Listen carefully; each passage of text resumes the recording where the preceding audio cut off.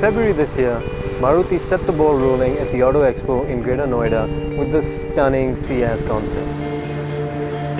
The car that we have here today is the production version of the Ciaz, which will be launched in the middle of October this year. And admittedly, it's not quite as striking as the concept, but it's a pretty good looking car.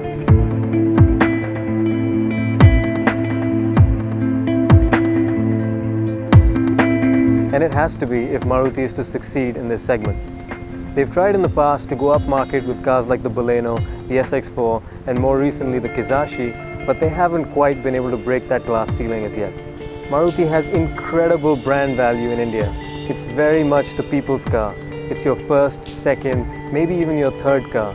But then it's a stepping stone to something better.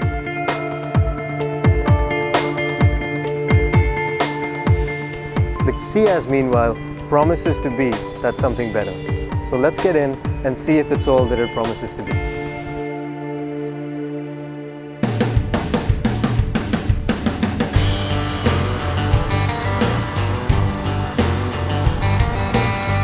So we come to you now from the cabin of the Ciaz in sunny Rajasthan.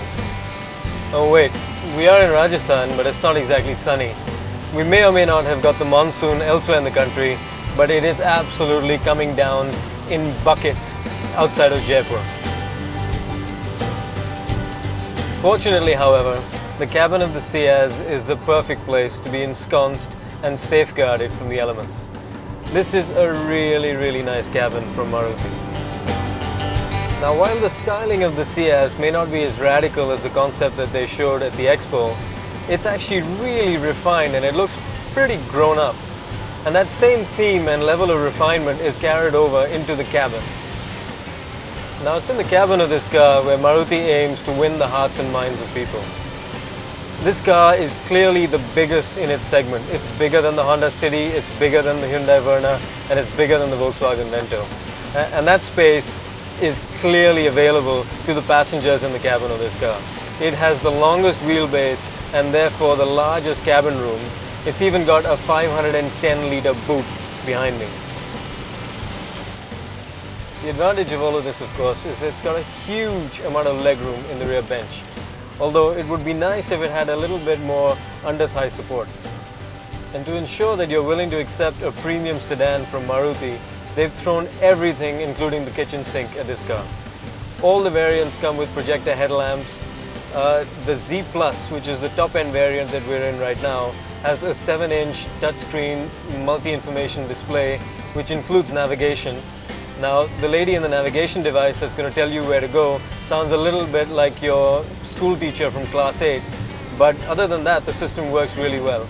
I have to admit though, I did have a few issues pairing my phone to the infotainment device, but Maruti insists that it's still in development stages, and all of that will be sorted out by the time the car's launched, which will be in mid-October this year. Other than Bluetooth and navigation, you also get a reversing camera which has a really good resolution.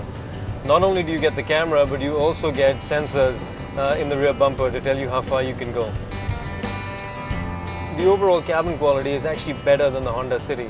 In the Honda, while it looks really futuristic, you've got the touchscreen in the middle of a really glossy center console, which pretty much reflects everything in sight and doesn't let you see the screen. Here, however, they seem to have thought things through a little bit better. You've got a really good mix of materials, and while you do have some hard plastics, they actually look pretty good. And while Maruti is clearly trying to win your hearts and minds with the cabin of this car, what about what's under the hood? Well, there are two very familiar power units. There's the 1.4-litre petrol engine, and there's the 1.3-litre diesel engine, which is sourced from Fiat.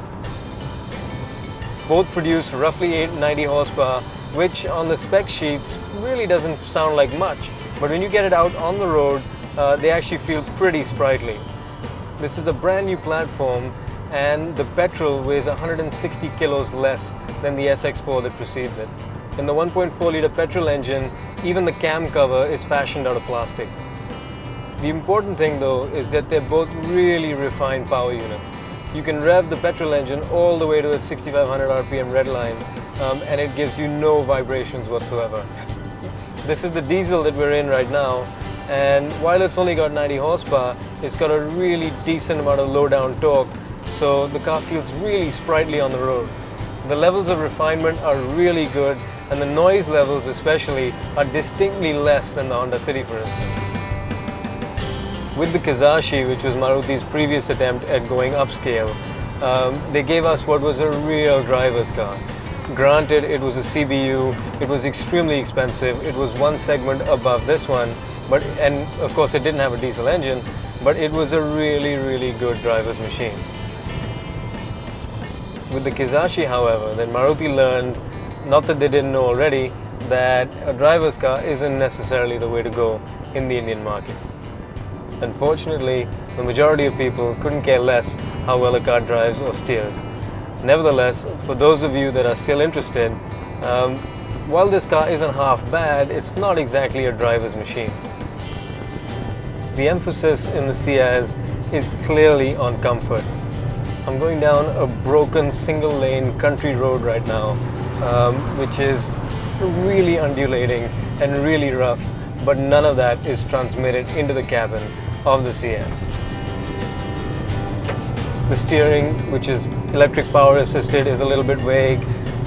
The gear shifts don't have that rifle bolt precision of the Swift or the SX4 before it, but the clutch is really light and the gear lever is really easy to operate.